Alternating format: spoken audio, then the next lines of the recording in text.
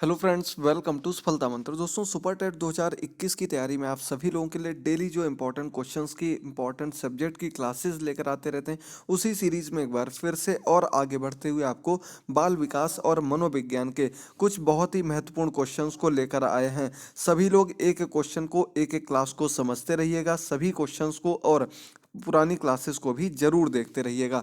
तो दोस्तों, बाल विकास के हमने आपको पहले एक क्लास दी थी, उसमें लेकिन हमने आपको 10 ही क्वेश्चन कराए थे। शिक्षक भर्ती के लिए एकदम सिलेक्टेड क्वेश्चंस को लेकर आप सभी के बीच में आ रहे हैं। सभी क्वेश्चंस को देखिएगा, समझिएगा, और अगर आपने अभी तक हमारे चैनल को सब्सक्राइब नहीं किया है तो चैनल को जरूर सब्सक्राइब कर लीजिएगा। आपके लिए इसी प्रकार से इंपॉर्टेंट क्लासेस डेली लेकर आते हैं। क्लास आपको सुबह मिलती है, क्लास शाम को मिलती है, तो सभी क्लासेस को देखना मत भूलिएगा। और अगर आपको कोई डाउट हो तो कमेंट बॉक्स में कमेंट करके जरूर पूछिएगा। बाकी आपके कमेंट्स मिलते रहते हैं, बहुत अच्छा लगता है। इसी प्रकार से अपना सपोर्ट दिखाते रहिए, क्लासेस को देखते रहिए। टेलीग्राम का लिंक दिया गया है, वहां भी जुड़ जाइएगा। तो 10 क्वेश्चंस आपको करा दिए थे, लिंक नीचे दिया गया, अगर आपने ना देखा तो उसको भी जरूर देख लीजिएगा। चलिए आगे बढ़ते हैं आज के पहले क्वेश्चन पर, 11 नंबर क्वेश्चन पर। मनोसामाजिक विकास का सिद्धांत किसने दिया?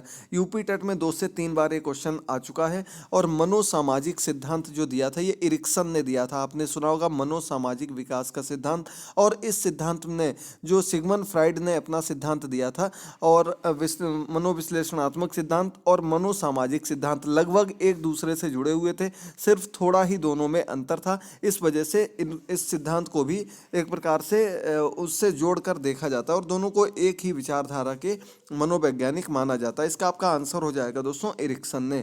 चलिए आगे बढ़ते हैं क्वेश्चन नंबर 12 पर। समायोजन की अवस्था कौन सी अवस्था को कहते हैं? समायोजन, एडजस्टमेंट की अवस्था कौन सी अवस्था कहलाती है? तो आपको पता होगा दोस्तों, जन्म से 3 या 4 वर्ष की अवस्था जो होती है वो आपकी शैशवावस्था कहलाती है। तो शैशवावस्था को ही हम किस नाम से जानते हैं? समायोजन की अवस्था जानते हैं। क्यों कहते हैं इसको समायोजन की अवस्था? क्योंकि यह अवस्था ऐसी होती है जिसमें बालक पूर्ण रूप से लगभग अपने माता पिता पर या अन्य लोगों पर निर्भर रहता है। चाहे वो खाने पीने से लेकर अपनी दैनिक क्रिया तक, पढ़ने लिखने तक, चाहे कुछ भी कर रहा हो, वो पूर्ण रूप से दूसरों पर निर्भर रहता है। तो यानी कि उसे एडजस्ट करना पड़ता है। इसलिए इस अवस्था को समायोजन की अवस्था कहा जाता है और शैशवावस्था कहलाती है ये अवस्था। याद रखिएगा, ऐसा क्वेश्चन आपको एक एग्जाम में जरूर मिलेगा। अगला क्वेश्चन, वर्तमान में विद्यालय जाने की उम्र कितनी है? विद्यालय जाने की उम्र यानी कि विद्यालय में एडमिशन लेने की उम्र जो होती है, औपचारिक शिक्षा की जो उम्र होती है, वो कितनी है? तो आपको बता दें दोस्तों, वैसे जो उम्र बताई जाती, 6 वर्ष मुख्य रूप से उम्र होती है। कहीं कहीं 5 वर्ष और कहीं कहीं 7 वर्ष ये उम्र मानी जाती है। लेकिन मोस्टली आपको 5 या 6 वर्ष में से ही कोई एक ऑप्शन मिल जाएगा, वही आप लोगों को टिक कर देना, जिसमें बालक का विद्यालय में एडमिशन हो जाता, चाहे वो प्ले ग्रुप में हो। प्ले ग्रुप में कहीं कहीं 4 वर्ष या 5 वर्ष में कर लिया जाता। बाकी जो आपकी एक्चुअल पढ़ाई प्रारंभ होती है वो 6 वर्ष से ही प्रारंभ होती। जो आपकी आरटीई है, राइट टू एजुकेशन का जो एक्ट है, उसके अंतर्गत भी 6 से 14 वर्ष के बालकों को अनिवार्य और निश्चित शिक्षा का प्रावधान किया गया है। याद रखिएगा, 1 नंबर आपका वहां से भी जरूर क्वेश्चन आता है। अगला 14 नंबर क्वेश्चन, औपचारिक शिक्षा प्रारंभ होने की उम्र कितनी है? देखिए, अभी हमने आपको ऊपर बताया था, एडमिशन अलग चीज हो गई, औपचारिक शिक्षा यानी कि जहां से आपकी एक्चुअल पढ़ाई प्रारंभ होती है। औपचारिक शिक्षा की बात अगले क्वेश्चन में हम लोग करेंगे। तो ये आपकी 6 वर्ष की उम्र मानी जाती है, ठीक है। तो ऊपर वाला क्वेश्चन अगर पूछा जाएगा तो इसी रूप में पूछा जाएगा, क्योंकि बाकी जो आंकड़े हैं वो अलग अलग हैं। इंग्लिश मीडियम के कुछ स्कूल हैं, वो प्ले ग्रुप 4-5 अलग से क्लासेस जोड़ देते हैं, तो वो कहीं कहीं 3 वर्ष 4 वर्ष से भी बालकों को बुलाने लगे। और ये सिर्फ एक पैसे कमाने का एक अलग से जरिया बना रखा है, बाकी और कुछ भी नहीं है। और चलिए आगे बढ़ते हैं क्वेश्चन नंबर 15 पर। औपचारिक शिक्षा किसे कहा जाता है? तो यहाँ पर आ गए हम लोग फॉर्मल एजुकेशन पर। औपचारिक शिक्षा जो होती है यानी कि स्कूल में दी जाने वाली शिक्षा, संस्था में दी जाने वाली शिक्षा, यानी कि जब हम किसी संस्था से जुड़ते हैं, किसी विद्यालय में, किसी स्कूल में जाकर के शिक्षा ग्रहण करते हैं, चाहे वो किसी भी रूप में शिक्षा हो, चाहे वो किसी भी क्लास की शिक्षा हो, वो आपकी औपचारिक शिक्षा कहलाएगी। यानी कि किसी एक निश्चित स्थान पर शिक्षक के माध्यम से दी जाने वाली शिक्षा कैसी होती है? औपचारिक शिक्षा कहलाती है। ये आपकी फॉर्मल एजुकेशन होती है, याद रखिएगा। चलिए आगे बढ़ते हैं क्वेश्चन नंबर 16 पर। अनौपचारिक शिक्षा किसे कहते हैं? इनफॉर्मल एजुकेशन किसे कहते हैं? आपकी औपचारिक शिक्षा की अनौपचारिक यानी कि ऐसी शिक्षा जो कि औपचारिक नहीं है, आप सीख रहे हैं, आप शिक्षा ले रहे हैं, लेकिन कैसी है? अनौपचारिक है। आंगनबाड़ी में दी जाने वाली शिक्षा, घर पर दी जाने वाली शिक्षा, या फिर आप किसी अन्य समाज से जुड़कर कोई चीज़ ग्रहण करते हैं, कहीं शिक्षा लेते हैं, तो वो आपकी अनौपचारिक शिक्षा कहलाती है। अगर सीधे तौर पर कहा जाए कि विद्यालय से अलग हटकर, स्कूल से अलग रहकर जो शिक्षा आप ग्रहण करते हैं विद्यालय के बाहर के परिवेश में, वो सभी आपकी अनौपचारिक शिक्षा कहलाती हैं। चलिए बढ़ते हैं क्वेश्चन नंबर 17 पर। आज आपको कम से कम समय में ज़्यादा क्वेश्चंस देंगे। पहली क्लास में क्वेश्चन थोड़े कम थे, काफ़ी लोगों ने कहा भी था उसके लिए, तो आज आपको ज़्यादा से ज़्यादा क्वेश्चन देंगे। लेकिन एक बात आप लोगों को याद रखनी है कि जितने भी क्वेश्चंस आपको दे रहे हैं अभी तक, जितना आपको पढ़ाया है, किसी दिन उसका आपका टेस्ट भी लिया जाएगा। तो आप लोग जरूर एक एक पॉइंट को, एक एक क्लास को बहुत ही अच्छे ढंग से देखिएगा, बहुत ही अच्छे ढंग से याद रखिएगा। आपको एक एक चीज़ कहीं से भी क्वेश्चन बन सकता है, सिलेबस बहुत ही ज़्यादा है, तो जो कुछ भी पढ़ा रहे हैं याद जरूर रखिएगा। अगला क्वेश्चन 17 नंबर क्वेश्चन। समाजीकरण की प्रक्रिया कब तक चलती है? सोशलाइजेशन प्रोसेस आपने पढ़ा होगा। समाजीकरण, समाज से जुड़ने की प्रक्रिया, तो ये एक ऐसी प्रक्रिया होती है जो जीवन पर्यंत चलती है। आप जहाँ रहेंगे वहाँ के समाज से जुड़ने की कोशिश करते हैं, वहाँ के लोगों से जुड़ते हैं, तो यानी कि एक ऐसी प्रक्रिया होती है जो हमेशा आपके जीवन में चलती रहती है। जीवन पर्यंत चलने वाली प्रक्रिया सोशलाइजेशन प्रोसेस है। अगला 18 नंबर क्वेश्चन। बालक कितने माह में अपनी माता को पहचानने लगता है? तो दोस्तों ये आपका लगभग 2 से 3 माह का समय होता है जब बालक अपनी माँ को, अपनी माता को पहचानने लगता है, याद रखिएगा। चलिए आगे बढ़ते हैं क्वेश्चन नंबर 19 पर।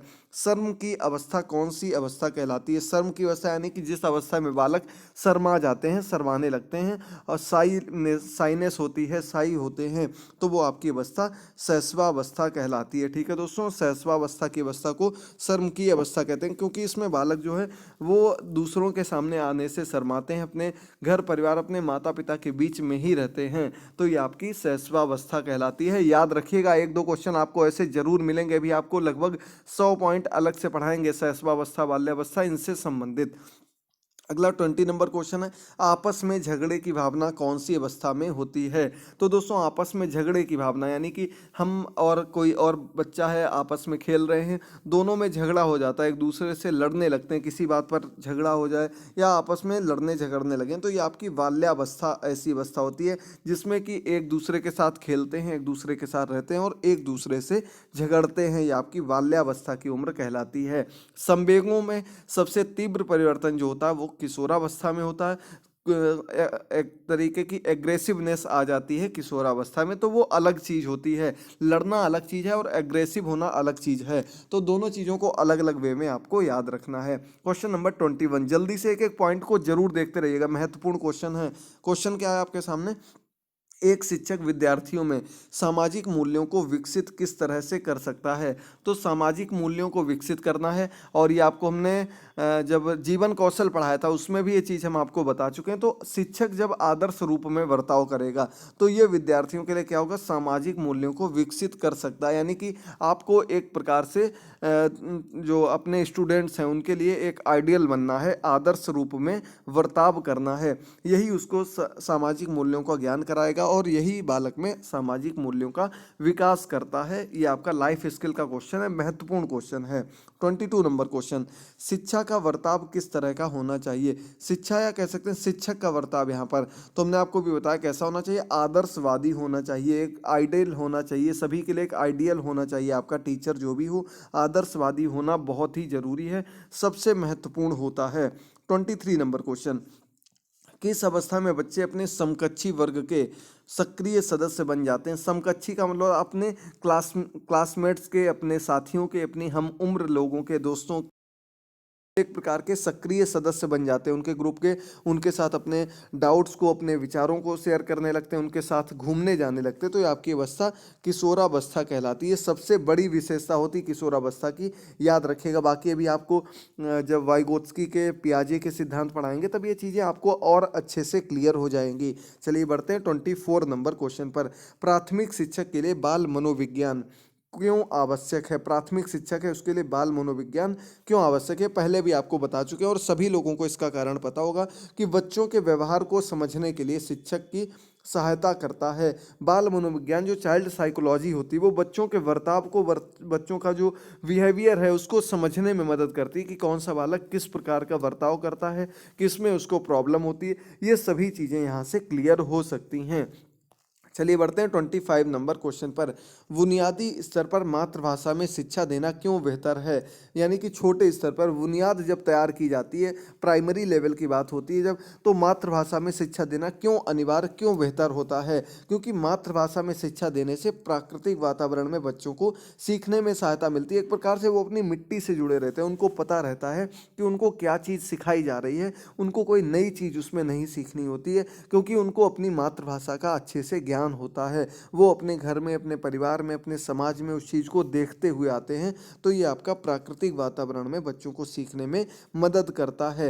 ये आपका मातृभाषा में शिक्षा देना इसलिए अनिवार्य और बेहतर माना जाता है। नई शिक्षा नीति के अंतर्गत आपको पता होगा इस पर ज़्यादा जोर दिया गया। मदर टंग में उन बच्चों की प्राइमरी एजुकेशन करने पर सबसे ज़्यादा जोर दिया गया है। और उम्मीद करते हैं इस बार आपके सुपर टेट के पेपर में नई शिक्षा नीति से कम 1 या 2 क्वेश्चन जरूर पूछे जाएंगे, आप लोग याद रखिएगा। 26 नंबर क्वेश्चन है, खिलौनों की आयु किस अवस्था को कहा जाता है? सीटेट में भी आया, यूपी टेट में भी आया है। तो खिलौनों की अवस्था पूर्व बाल्यावस्था को कहा जाता है।